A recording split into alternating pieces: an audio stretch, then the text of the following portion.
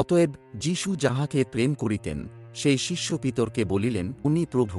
তাহাতে উনি প্রভু এই কথা শুনিয়া সিমোন পিতর দেহে কাপড় জড়াইলেন, কেননা তিনি উলঙ্গ ছিলেন, এবং সমুদ্রে ঝাঁপ দিয়া পড়িলেন।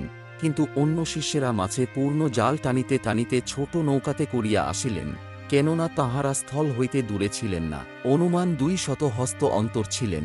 স্থলে উঠিয়া তাহারা দেখেন কয়লার আগুন রহিয়াছে, ও তাহার উপরে মাছ আর রুটি রহিয়াছে। যীশু তাহাদিগকে বলিলেন, যে মাছ এখন ধরিলে তাহার কিছু আনো। সিমোন পিতর উঠিয়া জালস্থলে টানিয়া তুলিলেন, তাহা 153টা বড় মাছে পূর্ণ ছিল, আর এত মাছেও জাল ছিঁড়িল না। যীশু তাহাদিগকে বলিলেন, আইসো, আহার করো। তখন শিষ্যদের কাহারও এমন সাহস হইল না যে তাহাকে জিজ্ঞাসা করেন, আপনি কে? তাহারা জানিতেন যে তিনি প্রভু। যীশু আসিয়া ওই রুটি লইয়া তাহাদিগকে দিলেন, আর সেইরূপে মাছও দিলেন। আমেন।